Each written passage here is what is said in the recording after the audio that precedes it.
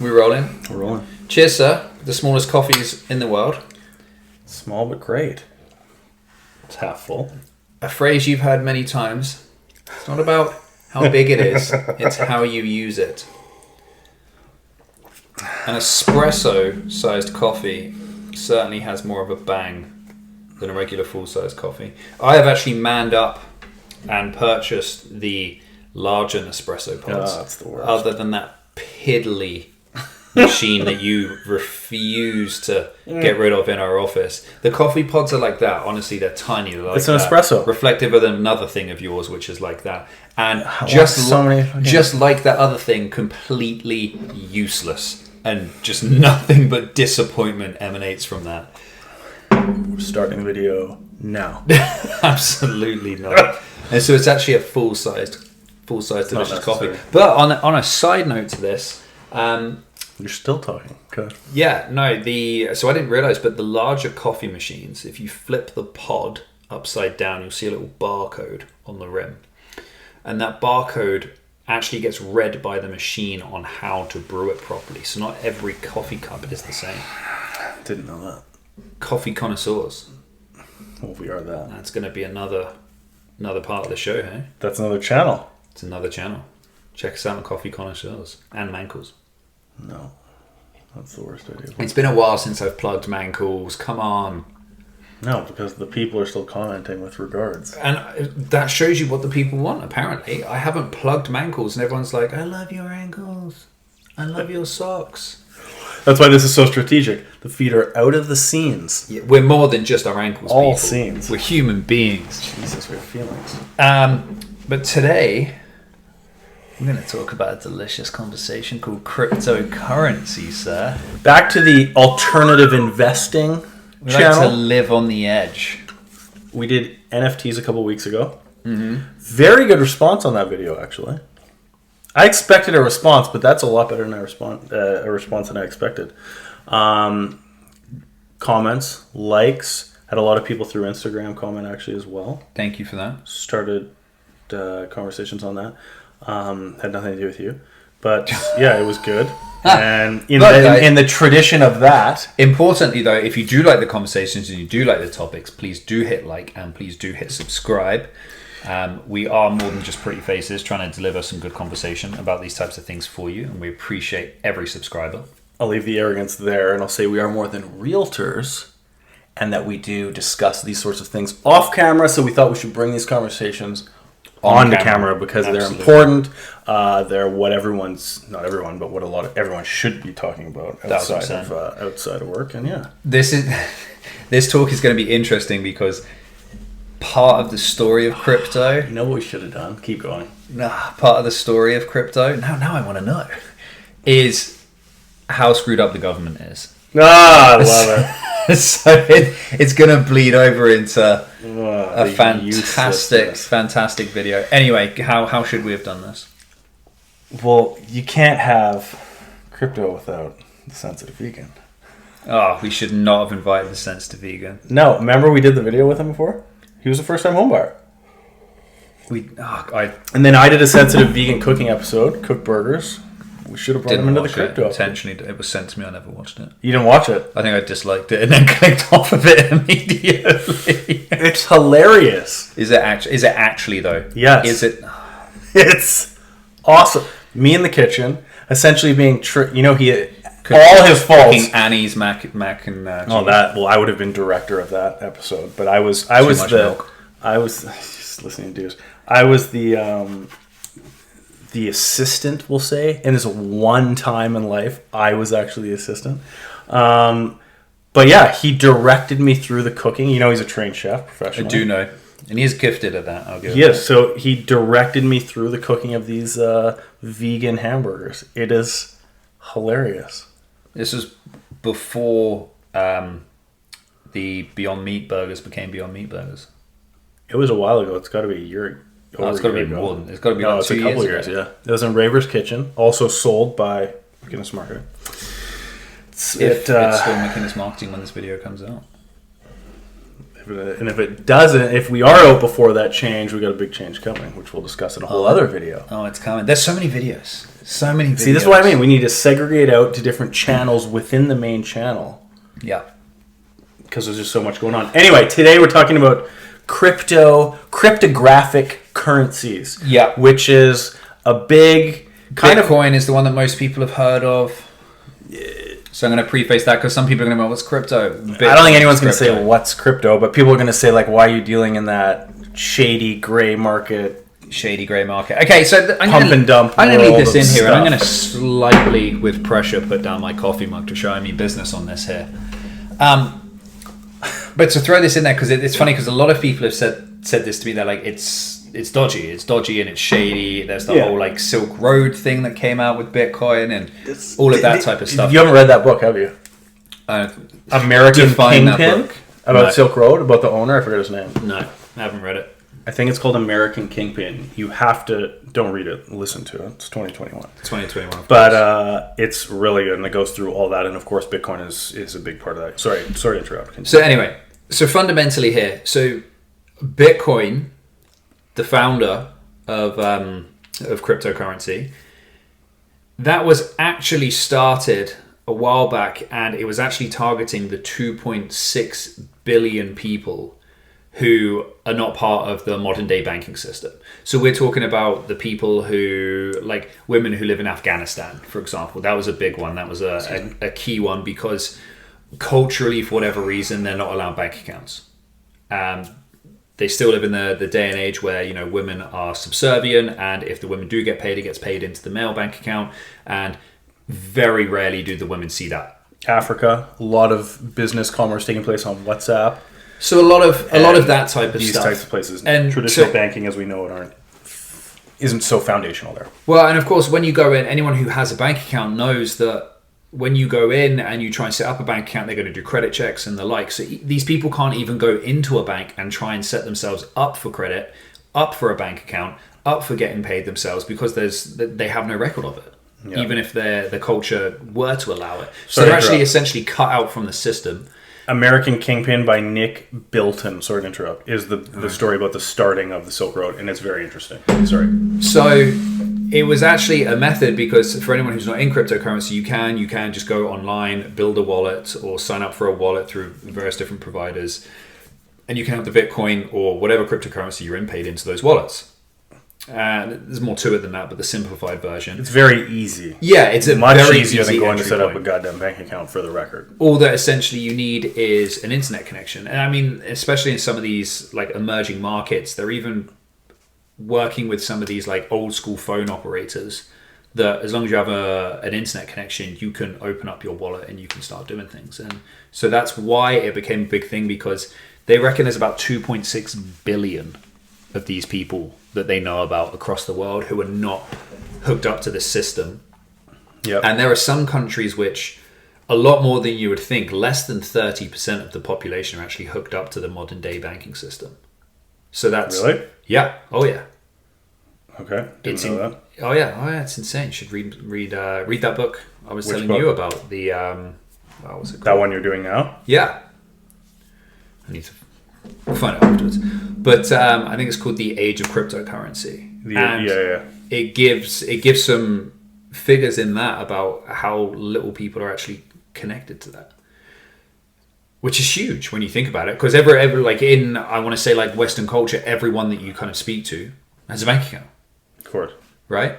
And so a lot of the dodgy and the it's not right side of things, it was actually, a lot of it was to try and help. Born of necessity. Yeah. And I mean, there's a lot of, heard of the cypherpunks? Yes. Okay, good. Okay, I'm on the same level. So a lot of them were like, another history lesson here. So Bitcoin originally, Satoshi, what was his name? Satoshi Nakamoto, I think. Nakamoto, the entity behind Bitcoin, who nobody knows if it was a man, a woman, a country, a woman, government, country, whatever.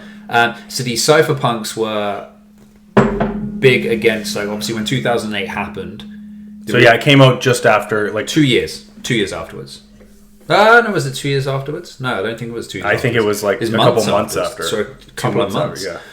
So obviously the whole collapse of 2008 happened, and it was, to be honest, completely from the non-transparency and the non-regulated banking systems. And they could basically do whatever they want, and they were selling really poor investments as really safe investments. And because of that whole collapse, which, by the way, those people are still in power, and the whole thing could happen again. So to that point, way back when I first saw Bitcoin when it was $500, and I bought gold with my $5,000 investment, I'd be a goddamn millionaire by now. You and your brother are the most jaded people of all time. Your brother sent me a message the other day. I knew about Bitcoin when it was pennies. Well, I'll admit that knowing how cheap it was and how expensive it is now, that kept me out for a long time. So my bitterness. Yeah, stupid. Anyway, the reason why I was buying gold way back then, physical, naturally. The actual gold? You were buying the actual physical gold? Bars, yeah. Bars of silver and gold. Was because... I didn't even know that. I didn't know that you were... Oh, yeah.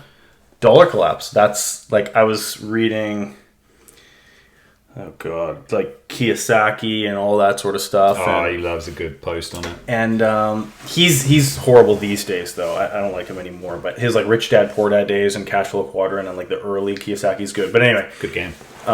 Very good game, too. Cash flow game.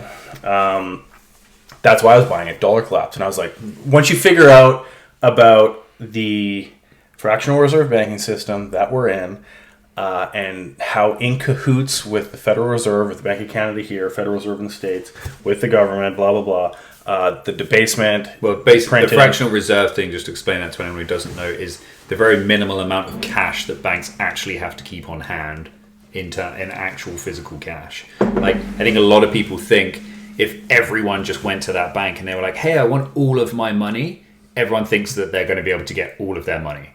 Yeah, of course. Not the case at all. And that's a whole, again, other story. But just once I learned how the system around us works, I was like, well, dollar collapse. No question.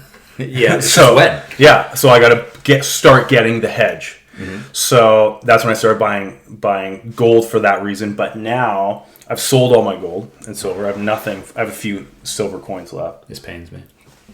I almost got back into it a couple weeks ago, but that's another story as well. We'll have a gold conversation.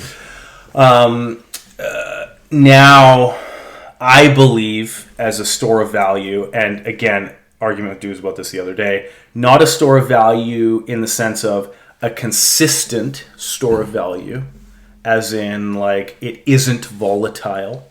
But I believe as long as there is still a market, which I believe there will be, for Bitcoin, and everything at the end of the day, is there a market for it? Mm-hmm. Is there a market for the stock market, for dividends we've talked about? Is there a market for real estate? Do people have an appetite to invest? So I believe people will have an appetite to invest in this for a long time. Mm-hmm. Bitcoin being what it fundamentally is, I believe will be around. So with that same mentality for myself, I use it as a hedge. Look at it as a hedge, a store of value against the system, basically. Yeah, so we mentioned this when we were talking about the dividends. I like the banks, and I go for the banks. And so for me, the crypto thing is a hedge against the banks.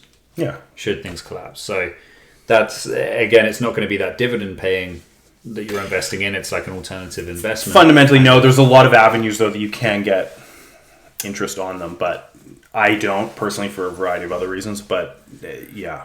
Well, and the other thing as well with crypto is, okay, so let's say like Bitcoin, it reached 62,000 US the other day on Friday. Yeah, something like that, yeah. You don't actually have to have $62,000 to invest in it. Like you can buy... It's divisible by, I think... Tens? By 10, 8 or 10, meaning you can fractionally purchase it. So like Dean buys Bitcoin in $10 increments. So you can buy little bits of, or of course, large amounts of one. Yeah.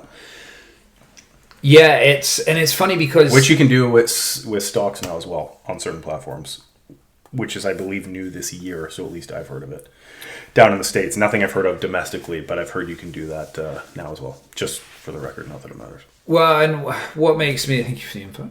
But what makes me ironically believe in Bitcoin and cryptocurrencies more is, okay, I do believe that the banking system is on a downward spiral and it is corrupt, and at some point it's all going to explode. When it's going to, or implode I should say, when it's going to implode, of course we don't know, that's what we're into the crypto side of things for.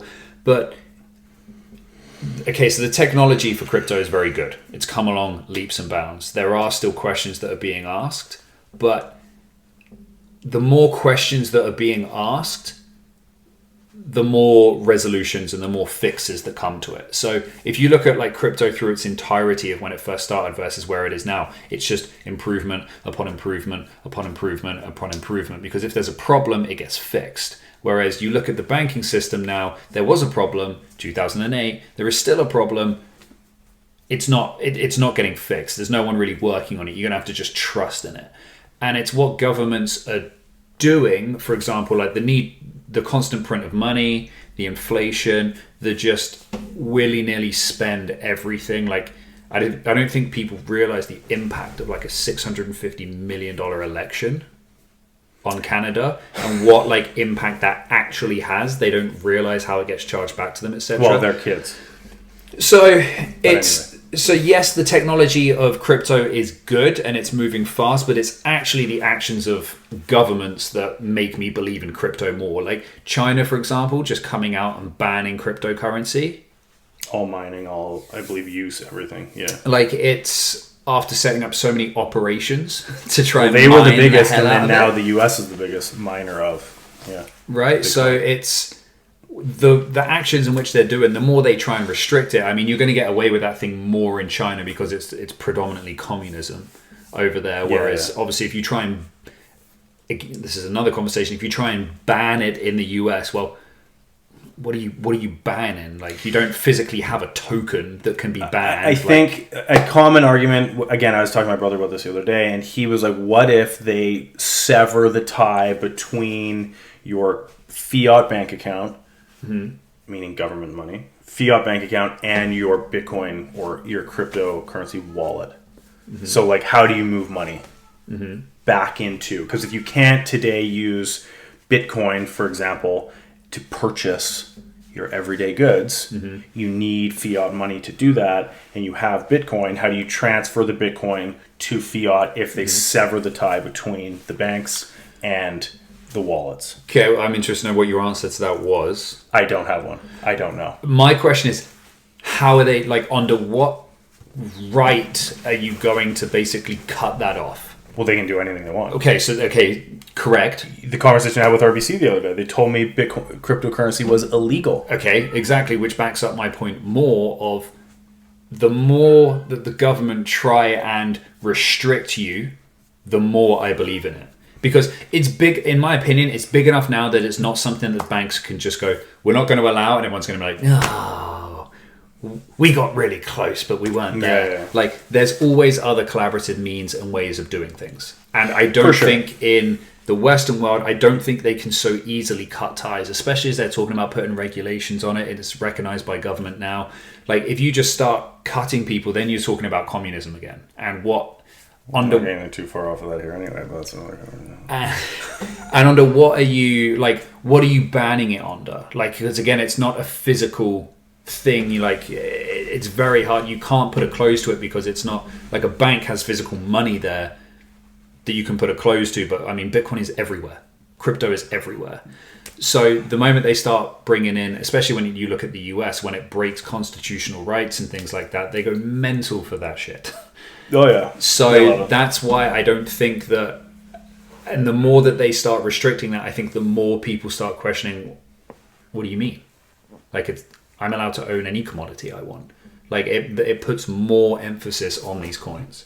Yeah, so I think now, apparently, I don't believe it's actually committed or it's confirmed, but they're looking at this month doing... They've got it in Canada. They've had it for almost a year, a Bitcoin ETF. Yeah, it's up and running.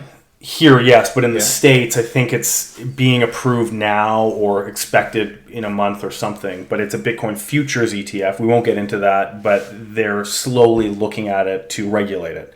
So I think they'll regulate over what China's done because they can make money off of it. When they build a market around it, then they've got people making money on it and they can play with it. Yeah, I think there's different levels of investment in crypto as well. It's kind of similar to gold. You've got the people who, I want a completely decentralized system. Then you've got the people who are just speculating, oh, it's gone up massively and it's still going to go up more. And then you've got the ultimate speculators, which are the equivalent of like junior mining, but in crypto, all of these new coins like Shiba and stuff like that are coming out. This is going to be something. A lot of them are going to be pump and dumps. Yep. And they're hoping that it's going to be the next. Pump and dumps, they're hoping it's going to be the next like Ethereum, or it's going to be the next Bitcoin. So the interesting thing that I've read, and I've read a lot about this over the last couple of months, is that Bitcoin is the only one that is non-human or entity token. It's not sovereign. It's not run by anyone. So it's self. We'll call it fulfilling with all of its system in place. Every other coin has a governing body. So Bitcoin, the story is, and I don't know the technicals behind this, but 21 million coins max, which will be maximum mined in 100 years from now.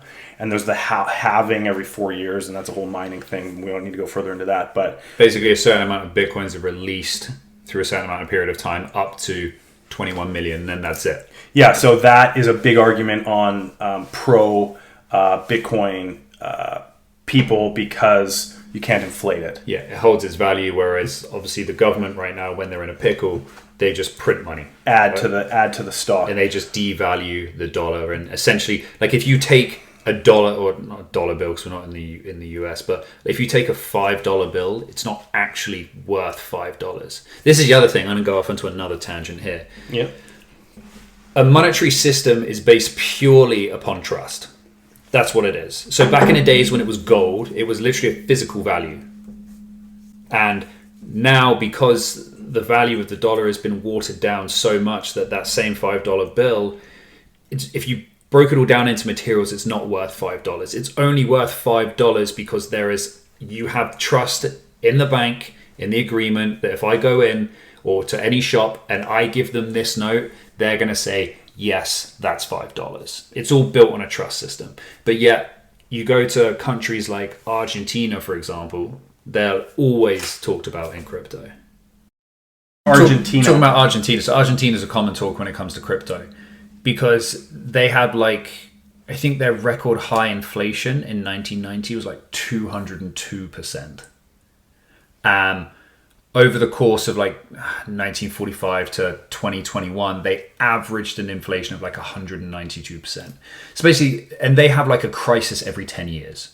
They just print money constantly. It's corrupt, and it just prints and just prints and just prints. And then they put a big restriction on dollars, etc. And so people don't have any faith or value in the system because they keep on printing money, so their money's getting worth less and less. And so then they actually now trust more so in underground platforms to handle their money matters. And there's a whole other story about how dodgy that is. But there's basically so little trust in the government that they'll rather take the risk of those things.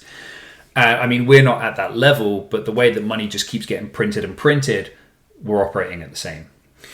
I think people are so used to it, and if you don't look into it, you don't know. I mean, you may notice the prices of things going up. Well, it's that blind trust. Like we were talking about when we briefly mentioned it when we were talking about the dividend investing.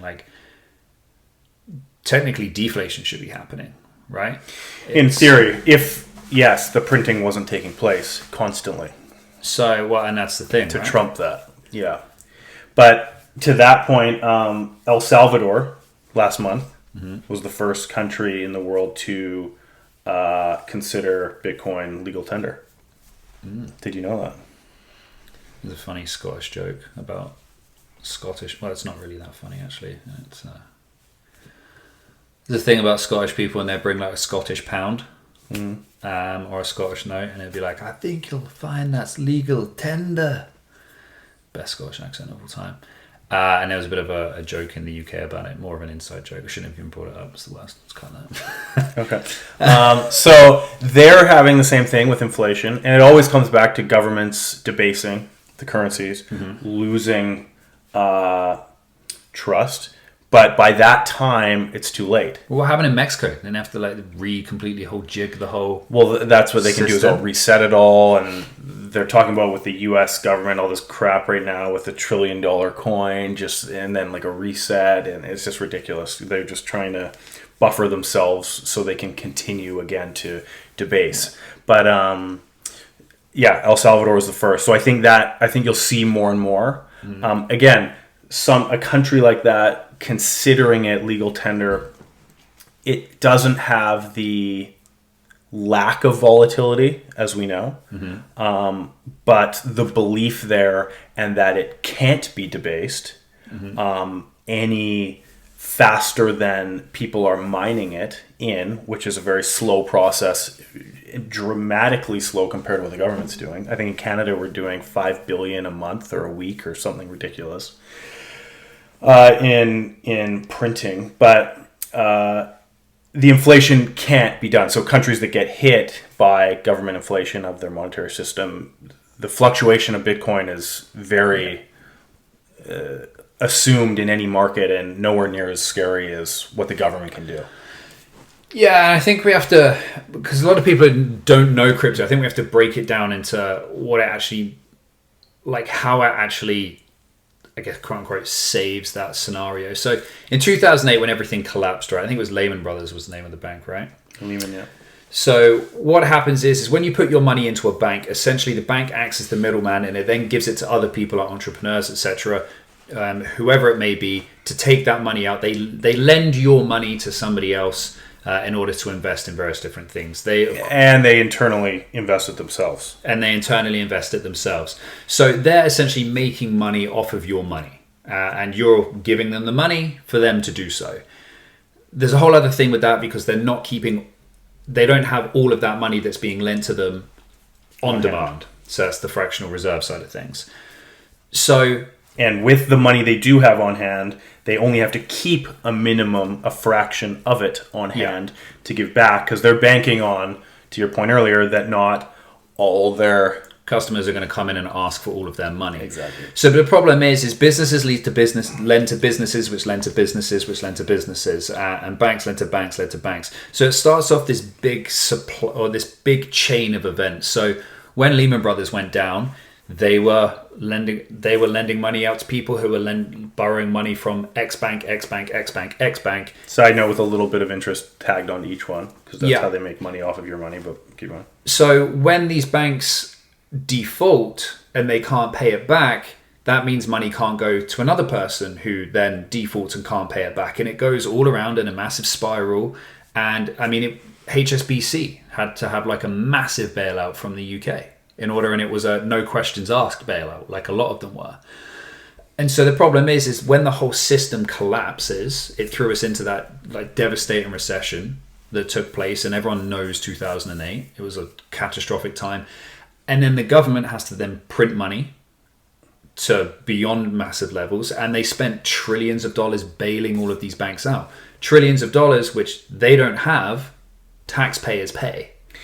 And trillions of dollars with no slap on the wrist, and once those banks get the bailouts, they then continue to divvy out their bonuses and.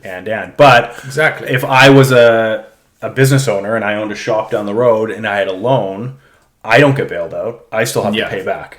Correct. So my shop closes, I'm still in the whole $50,000 for that startup loan, but the guys at the top got the bailout and then continued. So yes. So the system still operates in the same way, because to Jay's point, there was just a quiet slap on the wrist, maybe not even. And so all the people that were responsible, and these are people who deliberately lied as well, like they were selling investments, very poor investments, as very safe investments, like A+ investments. Yeah, and that's whole grading systems. There's whole levels of so it was all corrupt, and so they barely got a slap on the wrist, and they continue moving forward in the same way, which, you know, history repeats itself if you don't learn from the lesson. And so the same thing is happening. There's talks about more regulations, but there's too many people making too much money, too many intermediaries, and so it's basically things are not going to change. So it's basically when all of that happens again, and then as things move on, things get more expensive, and so it's just more and more and more. So people have less and less and less faith in fiat currencies. Yeah. So with the we've all seen the chart, and if you haven't, look it up. The $1 bill, which shows what it used to be worth. $1, and then over the years since I think it was 1974, they got off the gold standard, which means their currencies were not backed by gold. Now they're backed by nothing. It's just printed away, and the value of the dollar has gone down. So what the detriment of that, when the value of the dollar goes down, is that the cost of the goods go up. So, and I mean, look at gas, look at housing, look at stock prices. Look at meat, look at bread, all this stuff we've seen in the last 2 years or whatever. I mean, it's going up constantly, but I think in the last 2 years, we've really seen a jump in a lot of that, especially stock market all-time high, real estate all-time high, all this stuff. But I think the biggest thing is a hedge against the debasement, where that all kind of kicked off, and then a system of monetary use, which isn't there yet, obviously, with day to day, but more as smaller countries and Elon takes it for Tesla and blah blah blah. These things get slowly worked. Well, it's getting more and more adopted, and I think the thing that I love about it, and what people say, is they're like, there's still so much to be worked out, and that's why I feel it's still such a good investment, because when there's a problem that needs fixing with crypto, you've got tens of thousands of people working on it because of the way that the system works. It's all it's like Bitcoin. The system supports itself, and it's within everyone's interest to have it functioning as smooth and as simple as possible. And as safely as possible without corruption.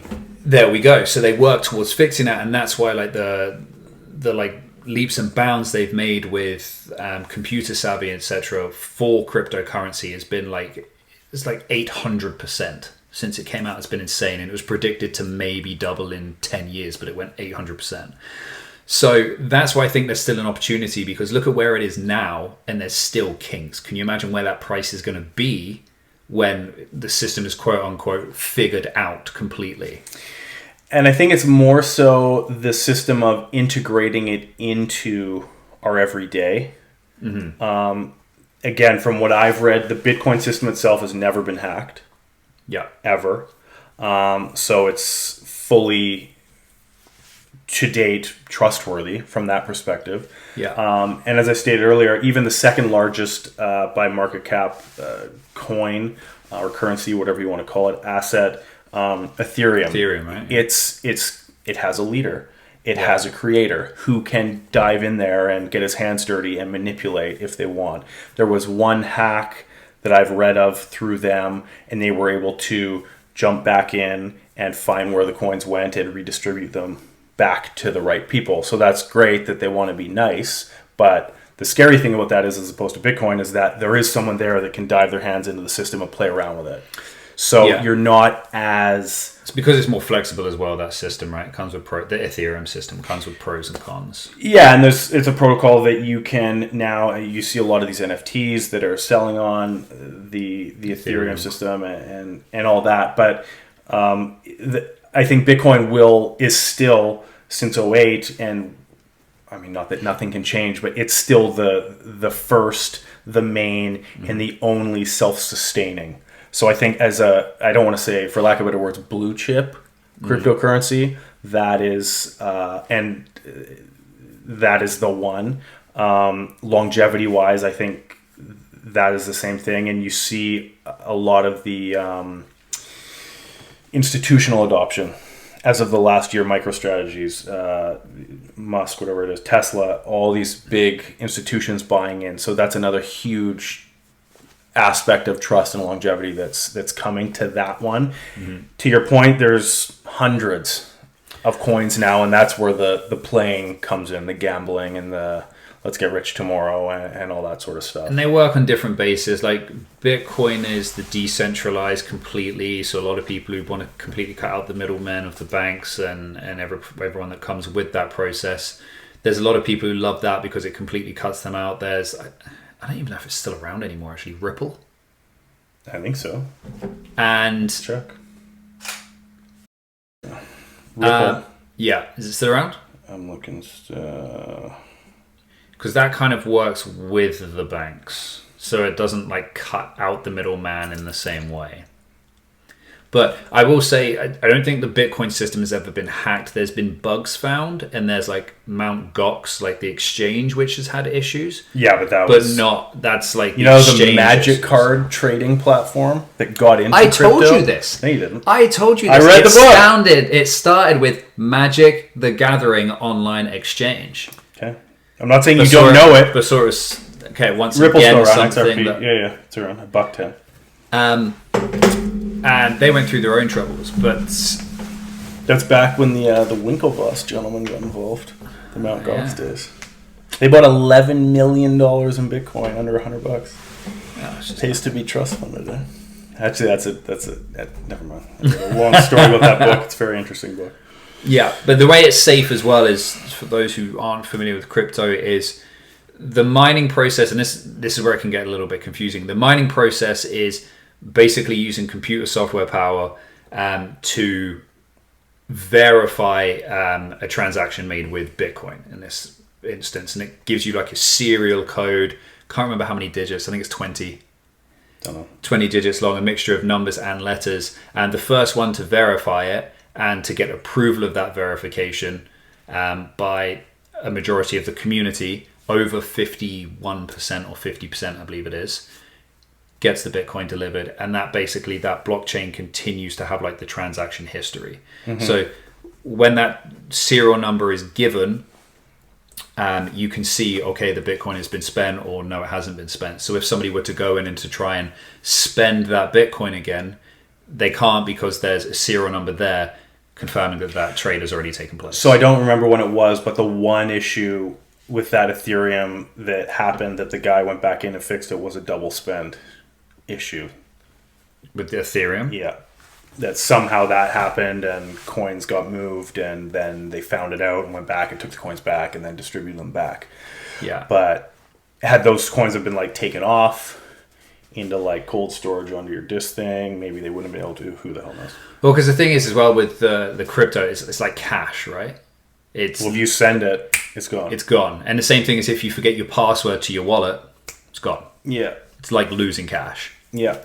And don't get us wrong, like we're for it and we're in it, but it's gotta be responsible. Yeah, it is still volatile, and it's still got those kinks to work out, and which is why I still believe it's such an opportunity, because as I mentioned, once the kinks are worked out, what that price is going to be, and because of the government continuously trying to do what they're doing, it's only going to push people's belief in it more, especially as more companies start adopting it. Yeah, and I think as it goes more institutional, which I believe it will, and we'll say the older money gets into it from that perspective, the younger generation who have no issues on the phone, doing everything digital, buying, selling, holding currency, I mean, I think it'll just become more and more normal as the generations get older, as a way that obviously technology has taken us. And I mean, fundamentally, we're all doing the same thing, right? Like you log on to your online banking and you check your balance and it says $5,000 or whatever in your checkings account. You're not literally holding $5,000 worth of material, right? It's the same thing. It's a digital platform. And you take your card in and you pay. You're not handing over 5,000 physical coins, are you? You're digitally doing it, and Bitcoin is essentially the same basis. And it's like all of these like dodgy schemes that they say, like Silk Road was the one that we were talking about, and these hacks. I think people underestimate how much fraud and how much manipulation of fiat currencies there are. I mean, credit card fraud is just insane amounts. Drug dealers use it. How much American dollars is used in drug deals? That's a ridiculous moot point to people that don't understand and don't want to look into it. So that's an easy out to discredit it, I think. But how much credit card fraud do you think there was in 2019? Billions across the world. Billions. Give me a number. 2 billion. 28.65 billion worldwide. There you go. Don't use credit card. It's shady. So I think it's. I lost my point now. Using digital money. Another avenue that a lot of people I've heard of come up with why don't bother with Bitcoin. The States is just going to come up with their own digital dollar. It's the same thing. Well, it isn't, because as you just stated, I've got 5,000 on my screen. So I have the bank is telling me I have $5,000 of buying power in Canadian dollars. That's the same as if the Bank of Canada comes out with a digital currency, which they essentially already have through the bank. They're saying they can come out with a digital currency through the Federal Reserve directly or the Bank of Canada directly, eliminate all the middlemen, being the banks, and you just deal directly to them. But it's the same thing. It's the first line of defense of the banks or the reserve is the flexibility to inflate, which reserve currency, a Canadian digital currency, a U.S. digital currency, is a digital form of fiat, because it's just essentially what we're using now, and they can still print it away to nothing, debase it. Yeah. So I think Bitcoin is the one at the top, because again, it's been unhacked and it has a fixed supply, which that in itself fixes a lot of issues with the current system. So there's trust, and there's no inflation anywhere near the degree that the banks are doing. And again, the ease of use, as everything is digital with money anyway. Even with COVID now, how much cash do you ever use? Well, most I people never don't do. carry cash. Yeah, I don't carry cash. I actually find it annoying having cash on me. Well, it is, because you can't just tap and have the exact amount and be gone. Exactly. So I think we're going to go there anyway, and I think the banks, or not the banks, but the countries will try and bring out their own, but I don't think it's going to be the same thing, and I believe it's going to be around long term. I think the real kicker is so a lot of people don't realize, so when you go and pay with your card and you just scan, a lot of steps happen in what takes like a second for that payment to go through. There's 7, 8, 9 steps that it goes through, and each of those processes cost money. So I think they worked out in the US that process that it goes through from transactions is something like 3.5 trillion a year, something like that. And so by getting rid of the middlemen, that saving of 3.5 trillion, in theory, and it hasn't yet, which is why I think it's not taken off as big as it could do, when that saving then gets reflected back on the customer, if you imagine an extra 3.5 trillion a year in savings, when it comes to transactions and holding costs and things, that's a huge difference, because I mean, customers then at that point are like, okay, this is saving me money. But more so, it's the merchants. Like we were talking with Raber the other day with the salon. For me to go through McInnes and allow people to pay with credit cards, I pay every time they use it. Oh, of course, yeah. So I pay McInnes, blah, blah, blah, and all the other people through. So as a business owner, from that on the ground level, you're saving a massive amount of transaction fees. And anyone who thinks that like the small percentages don't matter, how many places can you go into and they say we will not take American Express because they charge 4% instead of the usual 2%? We don't at the salon for that reason. Right? And then they sell you as part of their database. You're getting calls. Like, it's ridiculous. Right? It's absolutely ridiculous. It's like Stone Age commerce. Yeah, and I had an American Express before, and it was an absolute nightmare. Like, so much so that the bank were like, here's a Visa with $1,000 in case the place doesn't take it. Yeah, it's crazy. So that's another huge thing. I think when customers start seeing the savings on themselves, because you're not paying the banking fees and all of this stuff that comes with banks. As a merchant, I would say once it gets to a level where you can confidently say, okay, there's a lot of people using Bitcoin or Ethereum, or it's hit a level, will you just get rid of the McInnes altogether and say we'll take cash or we'll take cryptocurrency? Because there's no transaction fees or very minimal, and you're not dealing with all the stuff. So I think it's from that perspective, and you look at the money from that side of it, and the amount it's saving, I think it's just a matter of time. Now, governments are going to do everything they can at the end of the day to try and, once it gets too big, but I do believe, to your point before, it'll get too big before they could kind of shut it down. And in fairness, like, governments have given acknowledgement to crypto as well. Like, they've not tried to kibosh it. They've tried to put more regulation on it, which ironically is actually a good thing for the currency, because it means it's basically here to stay. Government are aware of it. It's here to stay. We want to regulate it.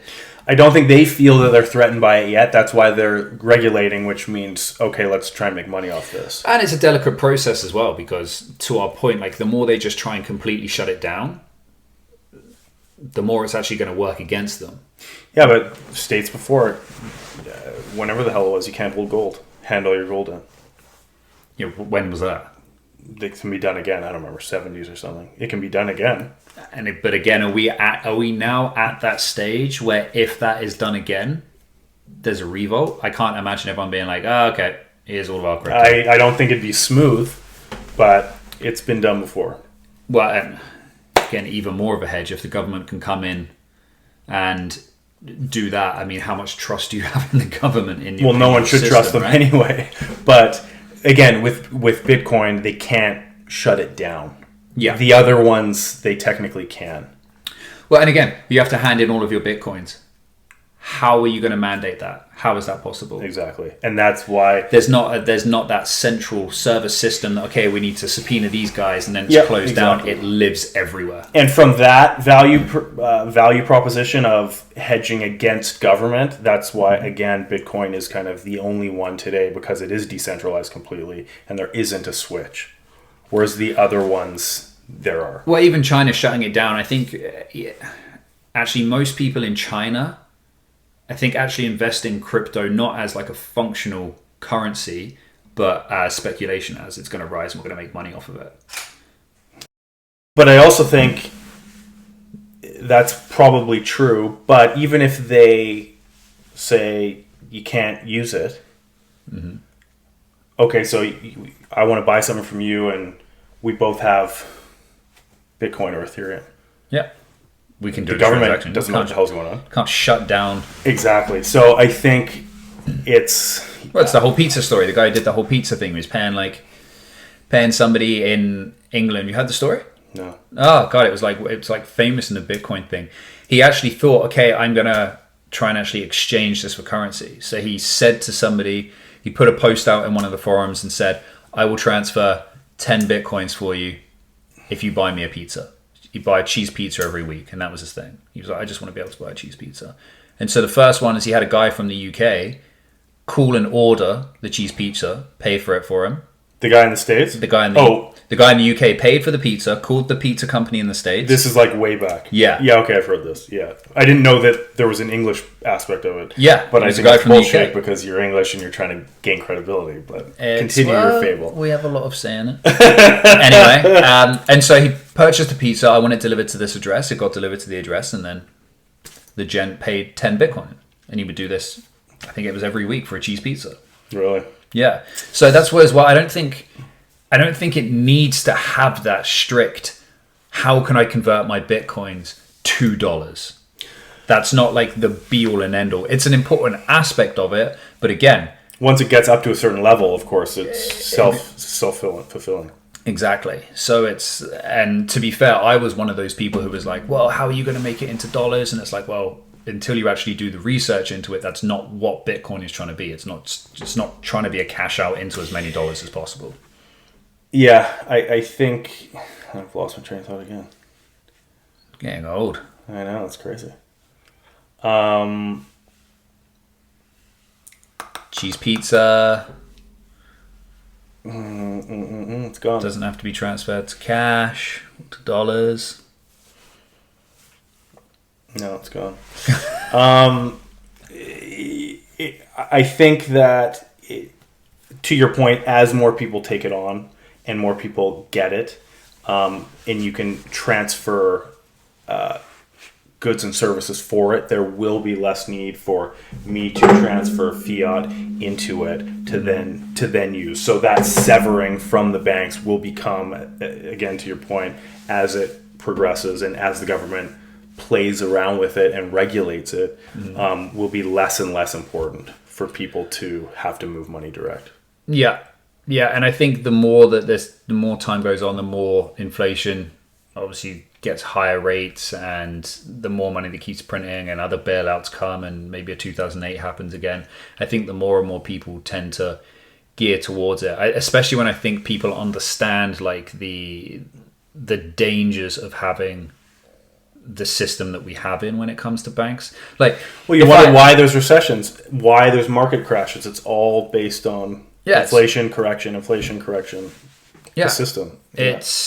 And I mean, essentially, like, even going back to like World War One, like the implications that were put on Germany after World War One meant that they couldn't afford anything. They were like living in poverty, so they kept reprinting money, hyperinflation, war bonds, and because of restriction and whatnot, and then of course that led to World War II. So it's been happening forever, and it continues to happen in various different forms. Thankfully, it's not been a World War III. But fundamentally, though, if I lent you money and you lent it out to somebody else and lost all of my money, and would I lend you money again? Would I trust in you again? Well, you shouldn't. I shouldn't, but with the banking system, I have no choice. So I have to. And I'm just going to trust that you're going to do the right thing. Yeah, it makes a lot of sense. I hear a lot of argument as well about it on start looking at denominating everything in Bitcoin and as opposed to in fiat, but I still believe that it is a market, and especially at this point, it is volatile. Mm-hmm. So there is big ups and big downs, and it's kind of, and a lot of people are going to play that and try and make those shorter term gains and all that sort of stuff. But again, with a very fixed supply that is very slowly getting mined and brought into the system, I think there's an opportunity to own it. Like O'Leary says that his fund or whatever is selling commercial real estate at the moment and buying Bitcoin. They're looking at it as an asset from that perspective, as a scarce asset. Mm-hmm. So they're moving from one scarce asset in certain city centers of commercial real estate and getting into Bitcoin just to hold and squirrel away that it's going to be worth more once adoption picks up later, as it is today. I mean, it started at nothing and now it's whatever it is, and I think it jumps, but yeah. It was like 0.08 cents when it first ever came out on like the first type of exchange that it had.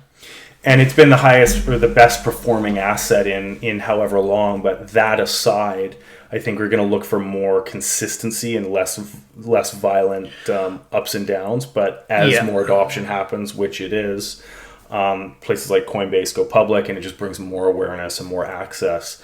You're going to see the volatility, I think, lessen, which is what a lot of... And when that volatility lessens, there'll be a lot more investment in it. For sure. I think institutionally and personally. From the private sector, from all levels, and essentially once the stock gets to a certain point and that's what you need less of that volatility. I think I think everyone should look into it. I think it goes again. It's a lot of people call it digital gold. I think it depends how you look at it. It can be looked at as that hedge that a lot of people look at gold in. Looking into it, I think it is here to stay and it will be around in the future, and that everyone should look into it. Especially where the world is going as well, right? It's going very digital. Everything's going digital, and obviously money and DeFi, they call it, that they need to know about it.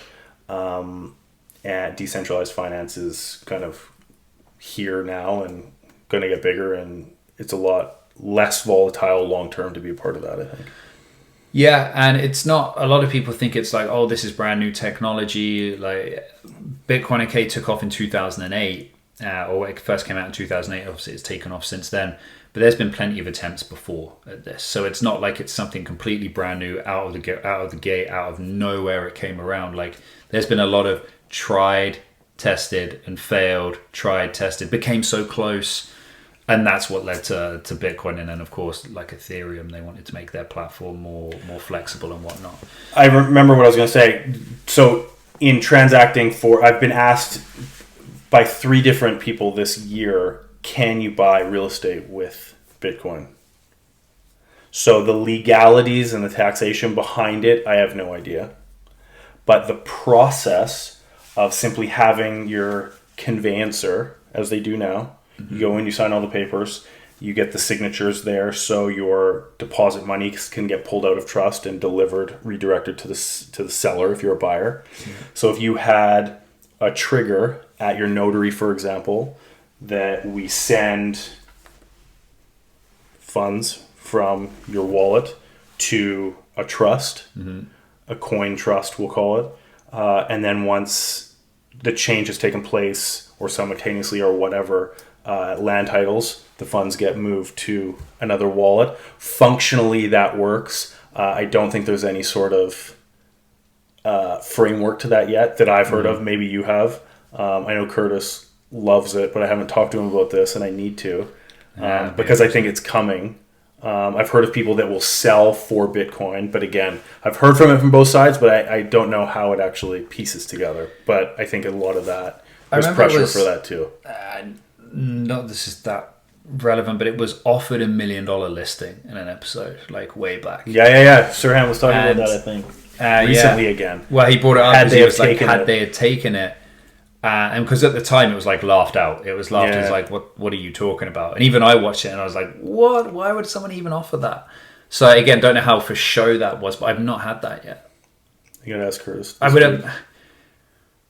Yeah, because in theory, I would imagine so. Because who can turn around and say, no, you cannot purchase that as long as you come to terms?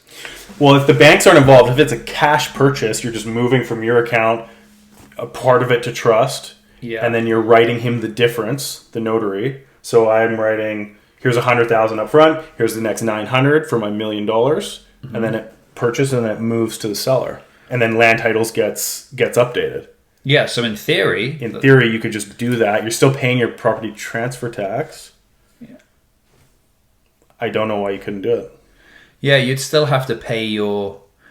Well, I wonder how they would work out that property transfer tax. Well, it's just based on the purchase price. Doesn't mean the currency or anything like that. Well, okay, I get it. But if it's purchased for an X amount of Bitcoins... Still $1 million worth of X currency. Well, this is what I mean. So, like, does your property transfer tax go through the roof now?